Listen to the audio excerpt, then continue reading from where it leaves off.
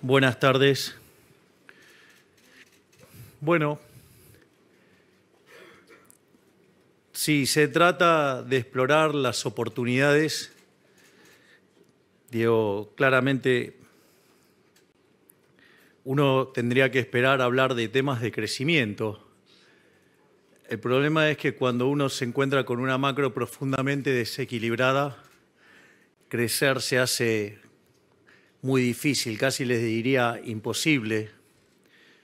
Y en especial cuando durante muchísimos años se han distorsionado los precios relativos y se ha puesto a la economía en una situación fuera del equilibrio, y esa situación hace que tratar de vivir en una suerte de boom permanente, cuando viene el boost, sea muchísimo más violento, y por eso cuando se lleva adelante la corrección de los precios relativos, lo que se genera es una retracción de la actividad y el empleo, y cuanto más violento y más prolongado en el tiempo ese proceso de sobreestimular la economía, más fuerte la retracción.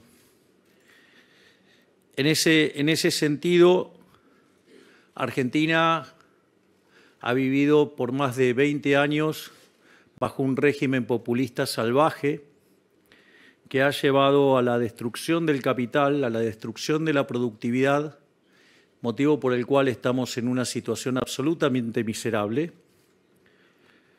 Es decir, porque el populismo no es gratis.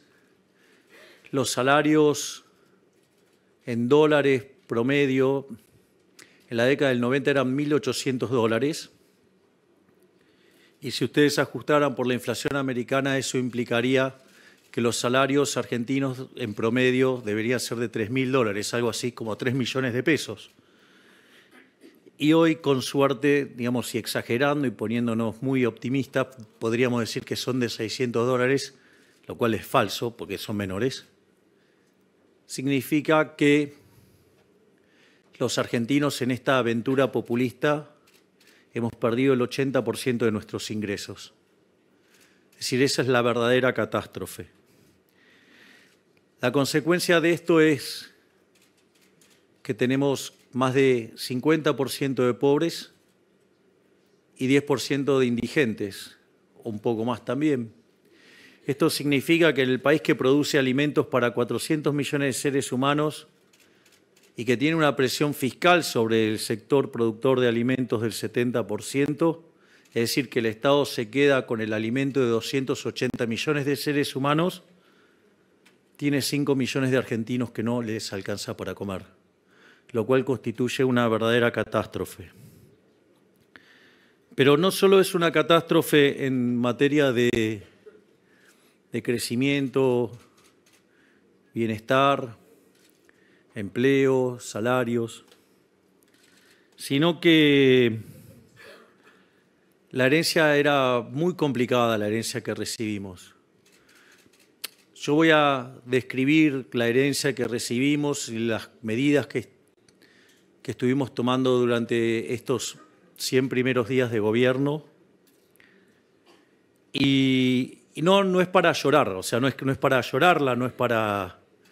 Porque la realidad es que siempre, si hubo algo que nos quedó claro con el jefe, es que si verdaderamente llegábamos a ganar es porque esto estaba verdaderamente en una situación desastrosa, porque que un liberal libertario y que abiertamente lo dice llegue al poder es porque justamente la situación no iba a ser una situación fácil.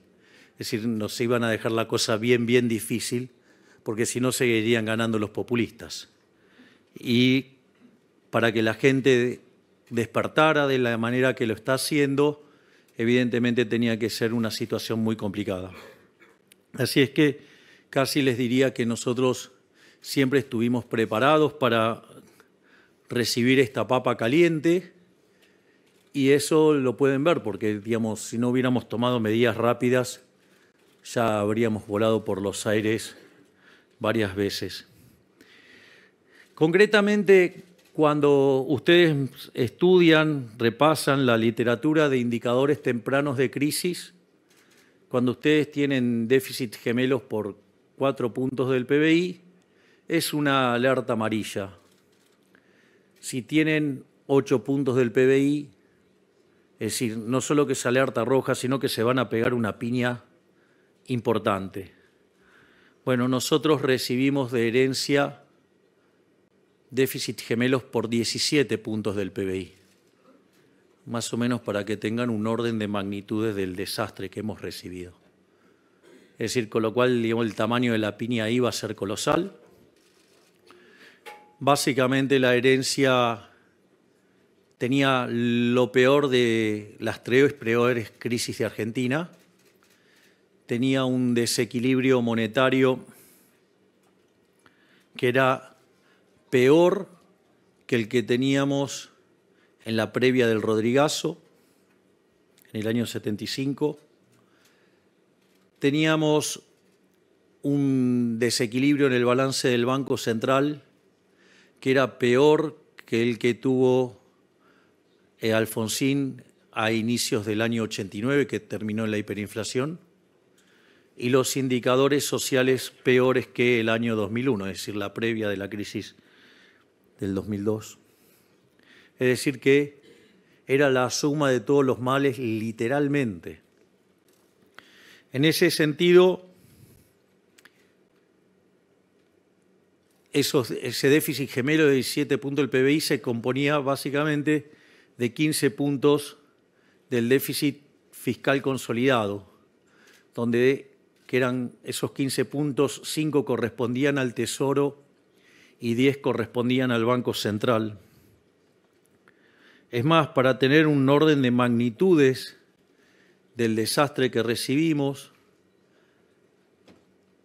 básicamente, si bien durante todo el gobierno anterior se utilizó la emisión monetaria para financiar el desequilibrio fiscal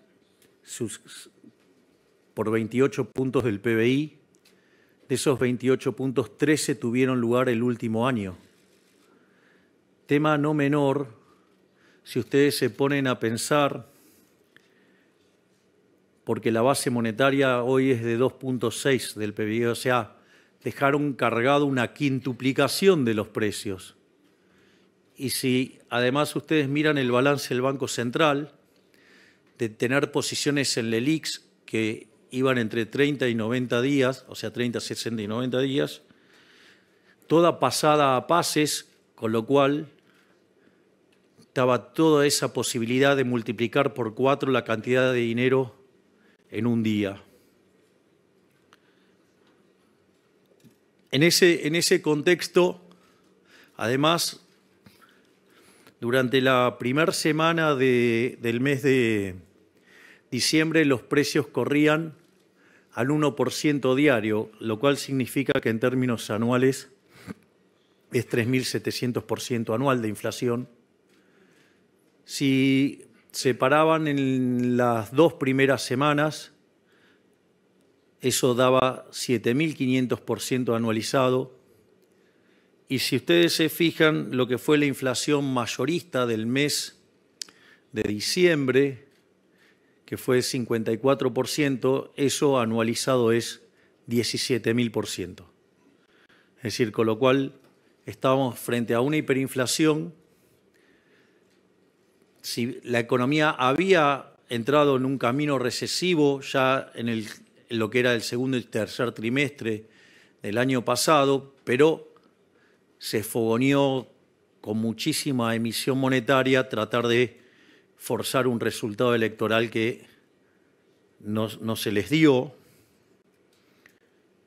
Y en ese contexto, era fundamental evitar la hiperinflación, pero para evitar la hiperinflación era necesario generar un programa de estabilización bien duro, programa que nosotros lo teníamos y que recién lo pudimos anunciar en el tercer día, básicamente porque teníamos la cuestión de los nombramientos en el Banco Central.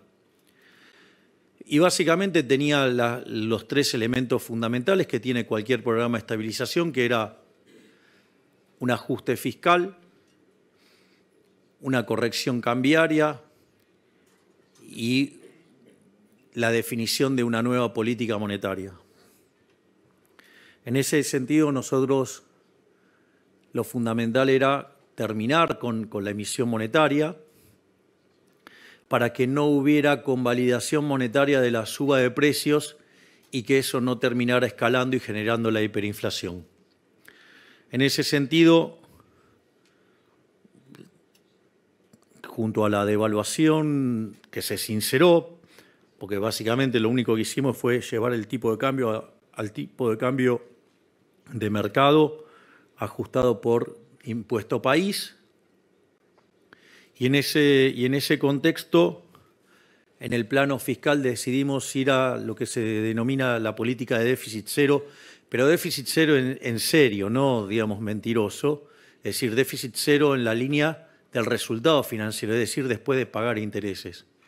Eso es muy importante porque si nosotros alcanzábamos el déficit cero en la línea financiera, significa que la deuda no crece más.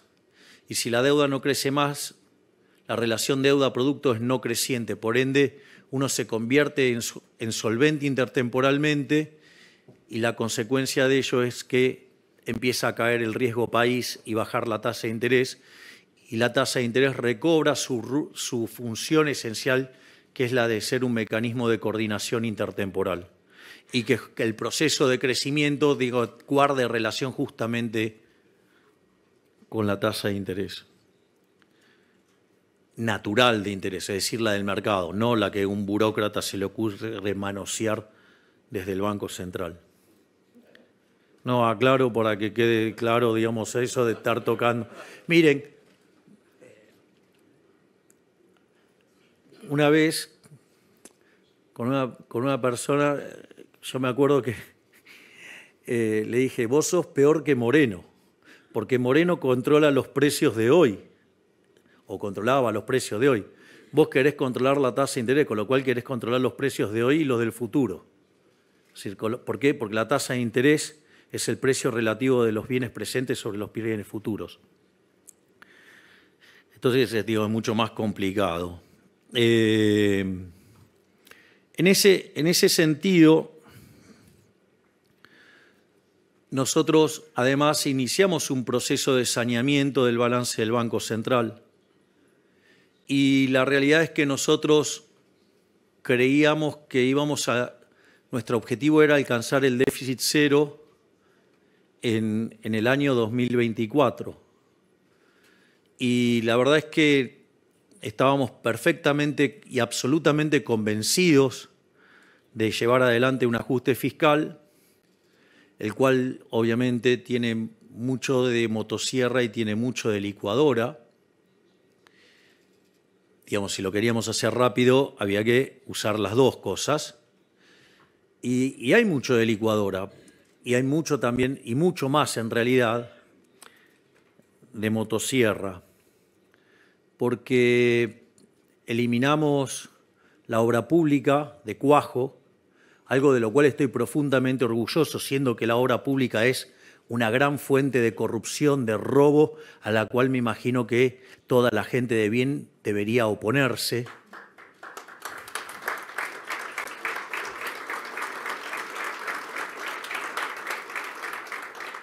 Por otro lado, eliminamos también de cuajo las transferencias discrecionales a las provincias. También, digamos, echamos 50.000 empleados públicos.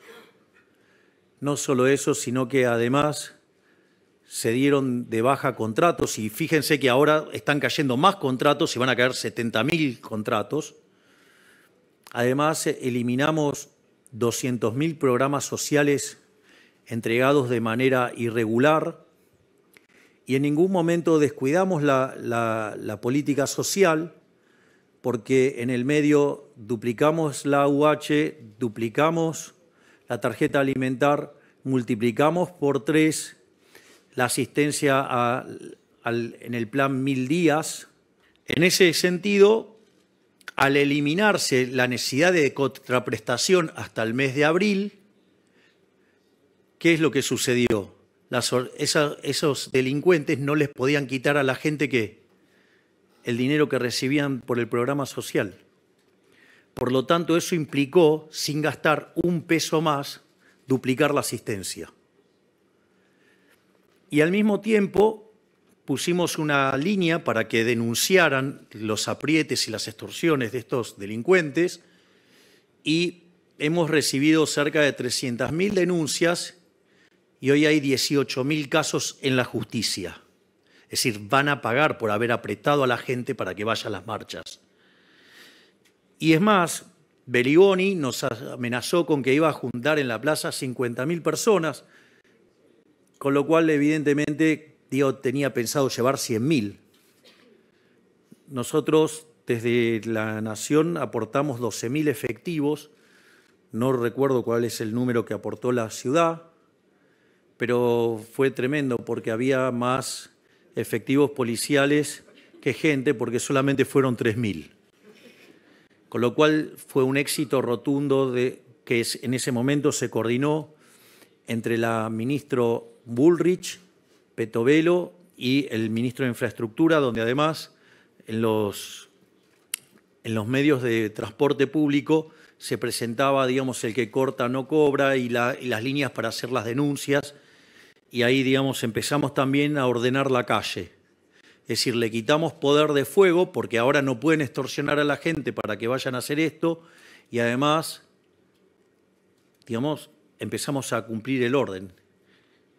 Por lo tanto, una de las demandas que nosotros recibimos como gobierno, que era poner en orden la calle, lo estamos haciendo.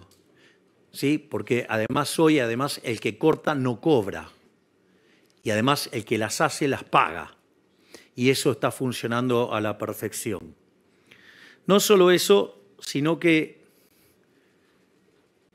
si bien nosotros esperábamos alcanzar el equilibrio financiero a lo largo del año, el trabajo tan fuerte de cada uno de los ministros permitió que ese superávit financiero se alcanzara en el mes de enero. Y obviamente que el círculo rojo analógico empezó a predecir que entonces íbamos a tener déficit muy fuerte en febrero. Y para desgracia, digamos, a estos que viven apostando en contra de los que queremos cambiar, volvimos a tener superávit financiero en el mes de febrero. Concretamente, lo que estamos haciendo fue, entonces, obtener un resultado. La realidad es que si ustedes toman los 2 primeros meses, que es equivalente a medio punto del PBI de superávit primario, eso anualizado serían 6 puntos. Es decir, por lo tanto, digamos, hemos sobreajustado lo que necesitábamos, porque nosotros necesitábamos hacer solamente un ajuste de 5 puntos del PBI. Es muy gracioso porque hay muchos que hablan de que no es sustentable, que esto, que el otro, cuando decían que lo único que se podía hacer era que era imposible ajustar más que un punto del PBI. Bueno, nosotros ajustamos más de 5.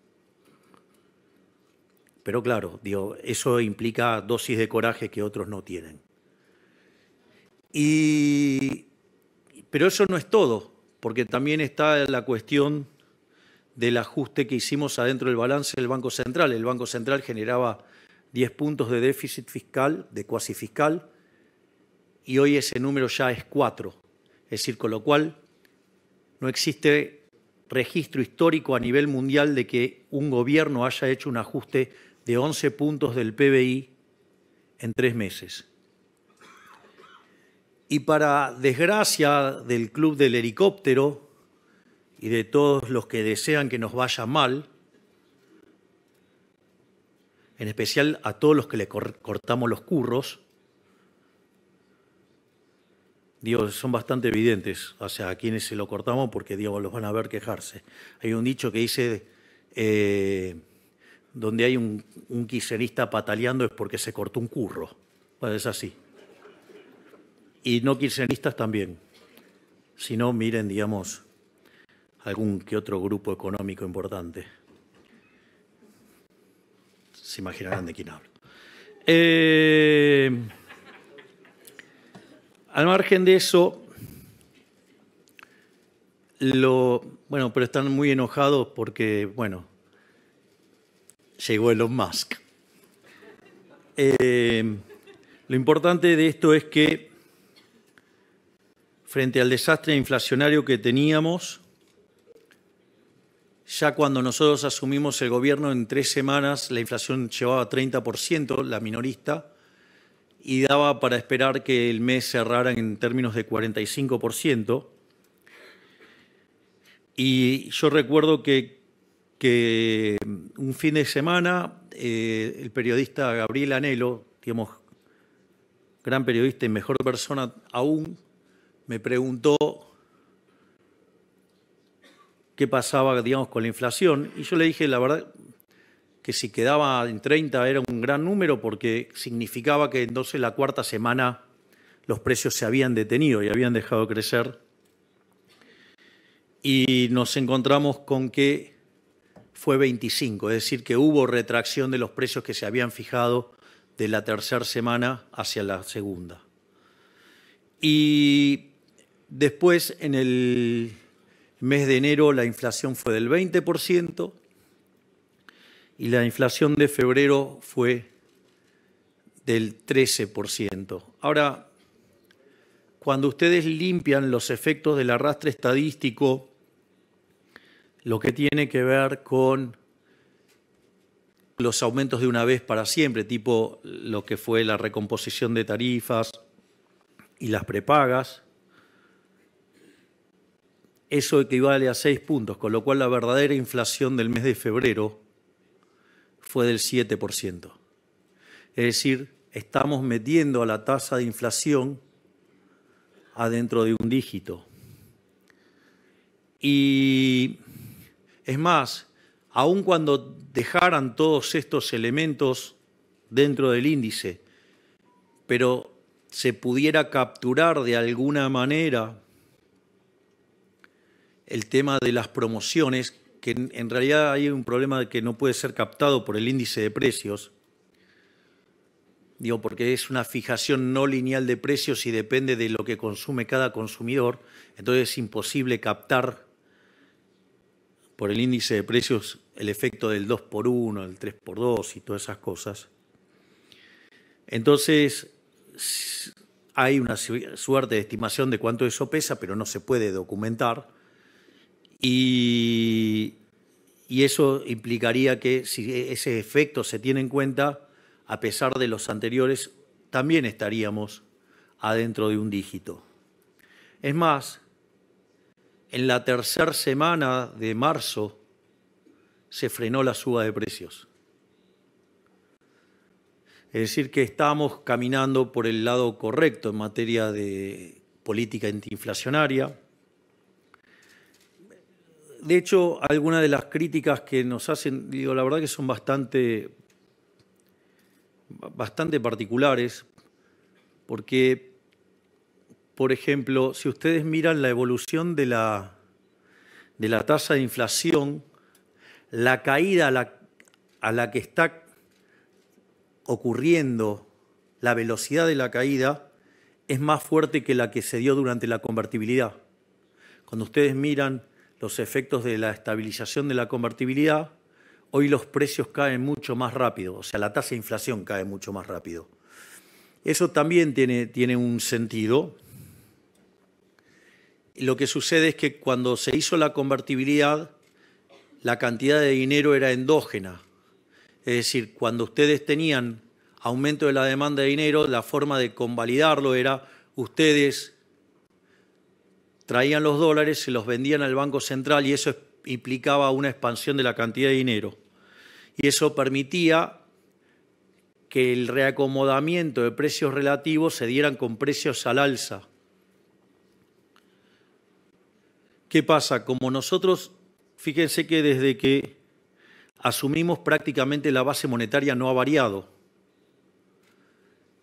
Y eso que compramos 11.500 millones de dólares en el mercado. No solo eso, sino que además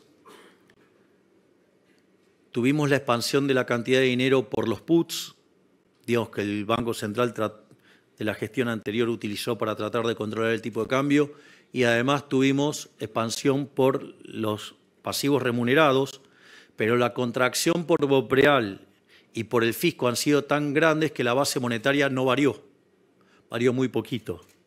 Entonces seguimos teniendo la misma base monetaria de 10 billones, pero ahora del lado del activo tenemos 11.500 millones de dólares de reservas más. Por lo tanto, digamos, estamos llevando adelante un proceso muy fuerte de saneamiento del balance del Banco Central y que pronto vamos a estar con reservas netas nulas, cuando el gobierno anterior nos dejó 11.500 millones de dólares negativos. La educación pública, porque toda es pública, puede ser de gestión privada o de gestión estatal, ha hecho muchísimo daño lavando el cerebro de la gente y llevando a la lectura de autores que verdaderamente han sido verdaderamente nefastos para la historia de la humanidad, y en especial para Argentina. Digo, yo siempre hago el chiste que si ustedes van a la Universidad de Buenos Aires, a la Facultad de Ciencias Económicas, y le preguntan quién es Ludwig von Mises, le van a decir que es el 9 de Holanda. Digo, y para otros es el mejor economista de todos los tiempos junto a Murray Newton Rothbard. Pero más allá de esta situación, lo otro gracioso es si tengo la curva de los futuros del dólar alineada con el crawling peg que está llevando el Banco Central, ¿por qué tendría que además devaluar? O sea, es increíble, es ridículo. Es decir, están viendo los datos de mercado y no. O sea, está todo el mercado equivocado. Se parecen a Keynes. Hay una frase, es increíble porque cuando los keynesianos hablan del gran inversor que era Keynes, Keynes se dedicó a las finanzas y quebró como una rata. Claro, quebró como una rata y el argumento, si ustedes miran el libro el Valuation de Damodaran, está la frase de Keynes, dice, digamos, Keynes era tan arrogante que dice, no, claro, o sea, de nada sirve, digamos, tener la razón cuando todo el mercado está equivocado, van a perder igual. Entonces estaban todos equivocados salvo él, pero como se pusieron todos en contra de él, perdió plata y así quebró. Le tuvo que ir a pedir la escupidera al padre, que era amigo de Marshall, tomó un curso de 6 meses y ahí lo incorporaron a Cambridge. Y cuando dicen que era un gran inversor, era todo mentira, porque en realidad, como era una persona con mucha influencia en la política inglesa, entonces estaba de los dos lados del mostrador. Entonces, durante la guerra y demás, entonces él y la Gran Depresión, o sea, estaba tanto en Inglaterra como en Estados Unidos. Y el señor Keynes, la fortuna que hizo, la hizo a la luz de hacer algo que hoy, por lo cual hoy iría preso, que es el inside trading. Es decir, tomaba información del gobierno americano que iba a utilizar sobre determinadas cosas y con eso tradeaba. De hecho, digamos, de vuelta, es como la película Wall Street. Y, digamos, o sea, Gordon Gekko era un bebé de pecho al lado de Keynes. Es decir, así que tampoco es otro mito de que era un gran inversor. O sea, el tipo jugaba con información calificada. O sea, a nadie se le ocurría, a él sí. Por eso después vinieron todas las regulaciones que hay en Wall Street al respecto. Entonces, la verdad que también parece bastante cómico esto de que tengamos que cambiar el crawling peg cuando, digamos, está toda la curva de futuros alineada con la política monetaria. Y en todo este contexto, dado la determinación que tenemos con el tema de la política del déficit cero, yo suelo decir que me he atado a la política del déficit cero como Ulises al palo mayor, con la ventaja de que yo además tengo a mis ministros que le pegan tiros a las sirenas. Con lo cual vamos bien.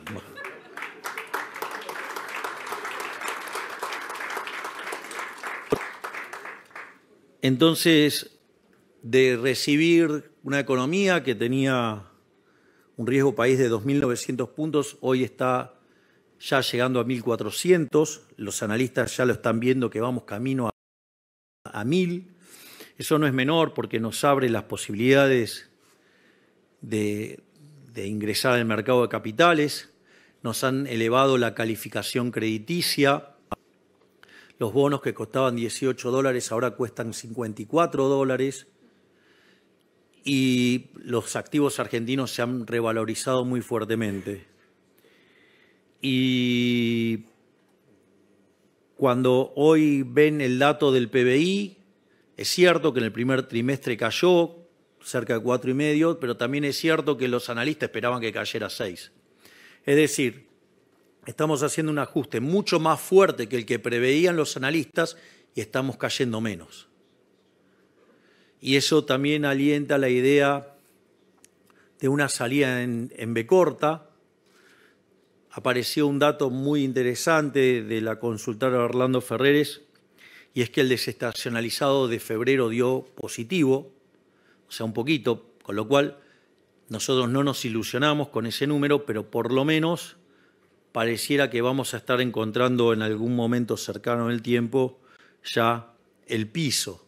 Y muchos analistas ya están hablando de una recuperación en B corta, lo cual es entendible si uno mira el ritmo que está cayendo el riesgo país. Al mismo tiempo,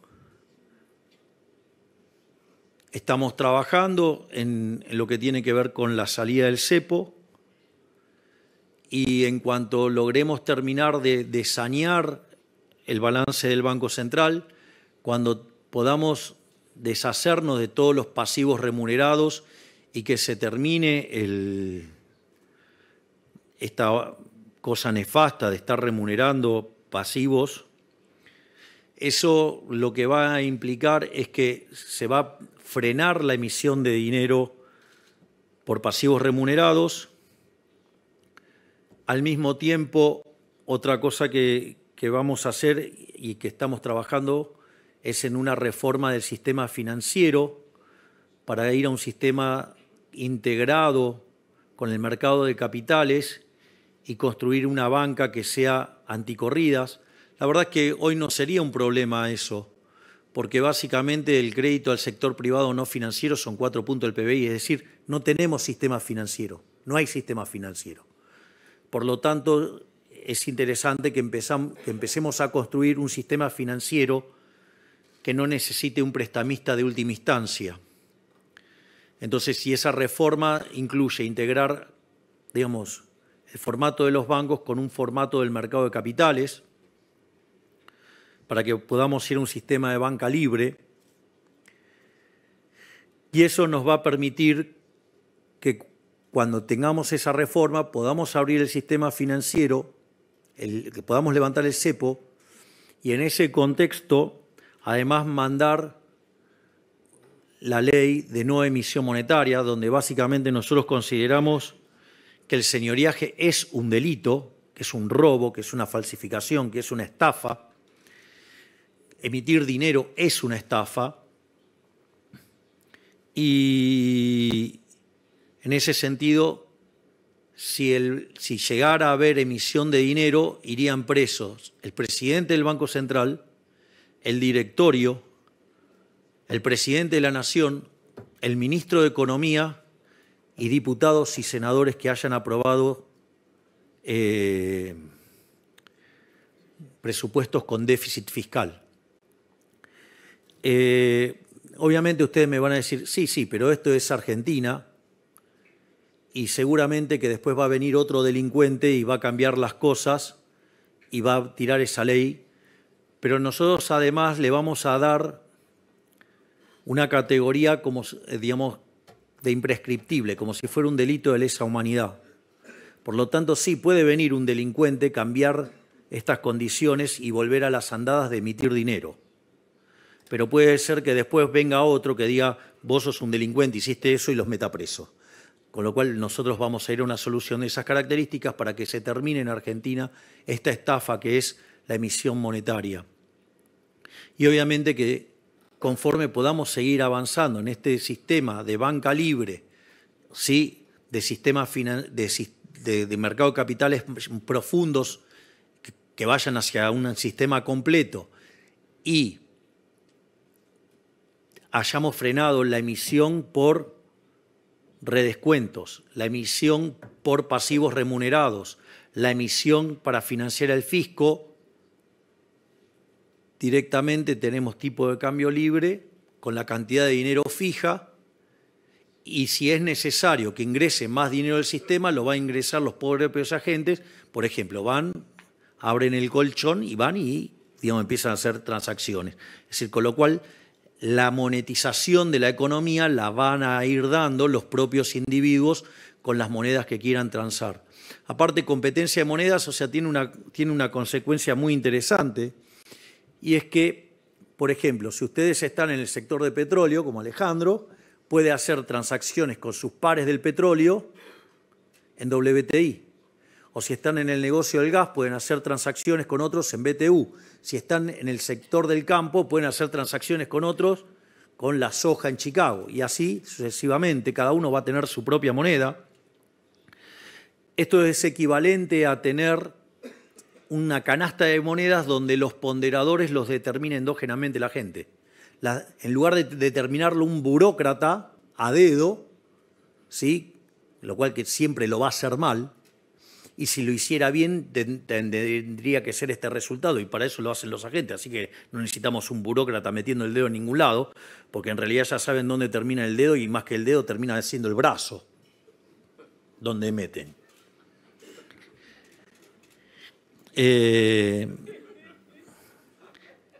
Si tuvieran un negocio de vaselina estarían más felices festejando.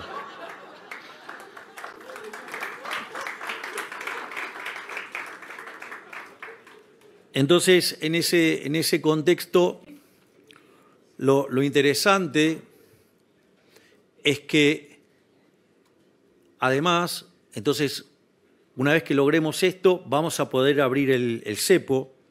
Y cuando abramos el cepo, nosotros hoy tenemos, en algún sentido, un exceso de demanda en el mercado de divisas y un exceso de oferta en el resto de la economía, que significa precios bajos de los bonos, altas tasas de interés, alto riesgo país, significa exceso de oferta en el mercado de bienes, con lo cual hay deterioro en el nivel de actividad económica. De hecho, tenemos un PBI per cápita 15% inferior al del 2011.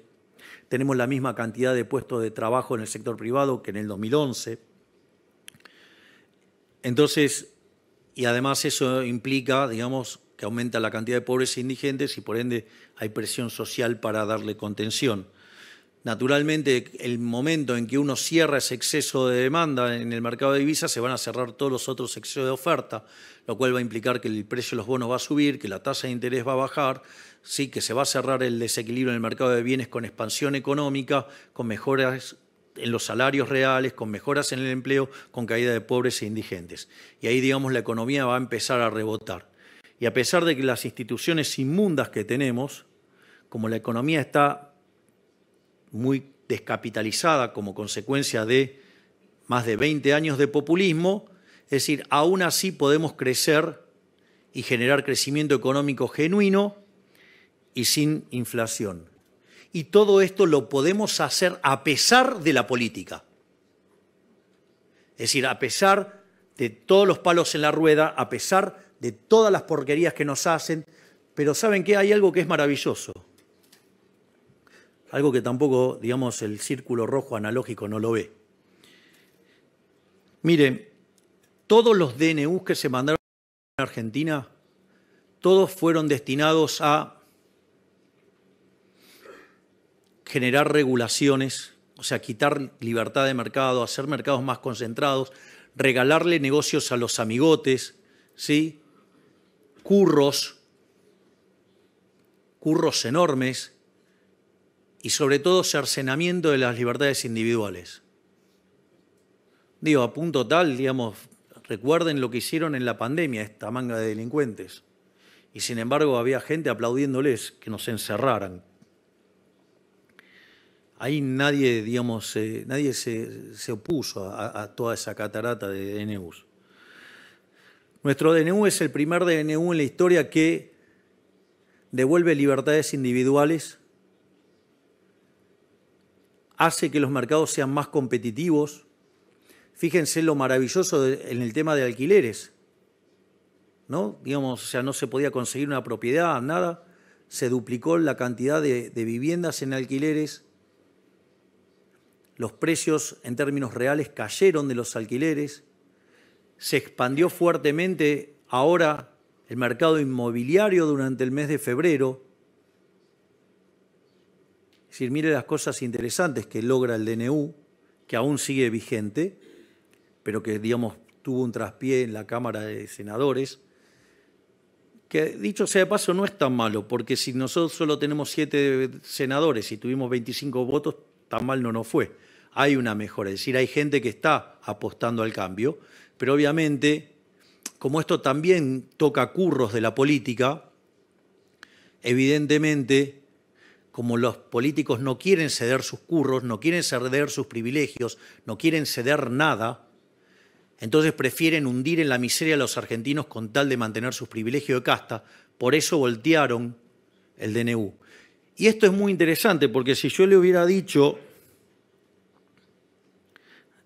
que en 2 meses, 3 meses, íbamos a poder ordenar el espectro ideológico argentino, ustedes me hubieran dicho que estaba loco. Y después de lo que pasó con la ley de bases y lo que pasó con el DNU, es maravilloso en términos de principio de revelación. Dejaron todos los dedos sucios. Están por un lado los orcos, que son orcos, no pueden esperar otra cosa, digamos, que comportamiento de orcos, porque son orcos. Está la gente que verdaderamente quiere el cambio y están los farsantes delincuentes que dicen que quieren el cambio, pero en realidad se disfrazaron de querer el cambio, pero son tan delincuentes como los orcos, pero les da vergüenza estar con los orcos. Entonces, digamos, se esconden dentro de las formas y todas esas cuestiones, pero en el fondo son la misma porquería que los orcos. Y eso fue muy interesante porque quedó en evidencia. Tanto la votación en diputados, en los artículos en particular, como en el Senado el otro día, los dejó en evidencia. Hoy ustedes tienen que con el voto quedaron claros quiénes son los que están en contra del progreso, quiénes son los delincuentes, quiénes son los que están a favor del curro y del robo y que están en contra de devolverle la libertad a la gente, que están en contra de que haya mercados competitivos y que están en contra de dejar los curros para que para que devuelva la guita a la gente. Es decir, entonces es maravilloso porque en 3 meses terminamos sacándole la careta a estos delincuentes. Y eso también es muy interesante porque no les va a ser gratis en la elección de medio término. Los van a pagar con los votos, esos delincuentes se van a quedar afuera. Y eso nos va a permitir que en las elecciones de medio término hagamos una elección muchísimo mejor que la que hicimos el último año. Y eso es interesante, porque ahí vamos a tener otra composición del Congreso y todas las reformas que no hayamos podido meter ahora las vamos a meter en ese momento, a partir del 11 de diciembre del 25, y además le vamos a meter las 3.000 reformas que están pendientes y que no podemos sacar por este conjunto de delincuentes que son la máquina de impedir, que quieren que continúe el statu quo, donde ustedes pagan la cuenta y ellos se benefician. Por lo tanto, digamos, soy muy optimista respecto al futuro, porque estamos logrando un montón de cosas a pesar de la política. Y eso, además, la gente lo está viendo. Esto es muy interesante porque, a pesar de que estamos frente al ajuste más grande de la historia de la humanidad, el 70% de los argentinos reconociendo que están peor, hay datos muy importantes. El primer dato importante es que cuando nosotros asumimos, solo el 20% de los argentinos creían que de un año hacia adelante iban a estar mejor. Pero en enero ese número trepó a 30. En febrero trepó a 42. Y hoy el número es 50%. Es decir, pese a que estamos peor en el presente, el 50% de los argentinos están convencidos que de acá para adelante vamos a estar mejor. No solo eso, el 70% de los argentinos están convencidos que vamos a lograr derrotar la inflación, donde 50 puntos de ellos creen que lo vamos a hacer en el primer año y 20 creen que lo vamos a hacer en el segundo año. Y cuando ustedes además miran lo que está ocurriendo en términos de una palabra que represente el sentimiento de los argentinos, la palabra que aparece con mayor fuerza y domina fundamentalmente es esperanza. Es decir, la gente tiene esperanza, la gente está viendo que vamos a salir. Es decir, hay luz al final del camino y la gente la está viendo a pesar de que hoy la está pasando mal. Se dio cuenta que el populismo no lleva a ningún lado. Se dio cuenta que la solución es abrazando las ideas de la libertad. Y eso no es menor.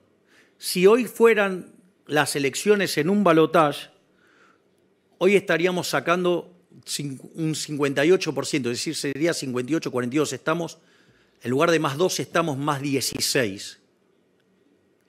Y cuando ustedes le preguntan a ese grupo, digamos, a quién votaría en primera vuelta, votaría por La Libertad Avanza con 48%. Es decir, mejoramos el caudal de votos en un 60% respecto de lo que obtuvimos. Y eso significa que con eso solo ya ganaríamos en primera vuelta, porque la segunda persona en intención de votos es la señora Cristina Fernández de Kirchner con 20. Pero no solo eso, hay 10 puntos que si vamos por el caso más rudimentario, mitad y mitad, 48 y 5, 53. Por lo tanto, lo que quiero decirles es que hay esperanza. ¿Saben por qué hay esperanza? Porque la gente se despertó. Decidieron dejar de ser corderos y decidieron ahora ser leones. Por lo tanto, hay esperanza porque los argentinos están abrazando las ideas de la libertad. Por lo tanto, no solo que yo les voy a decir que vamos a estar mejor, ellos ya saben que vamos a estar mejor. Por lo tanto, Argentina sí tiene futuro, porque ese futuro es liberal. Muchísimas gracias.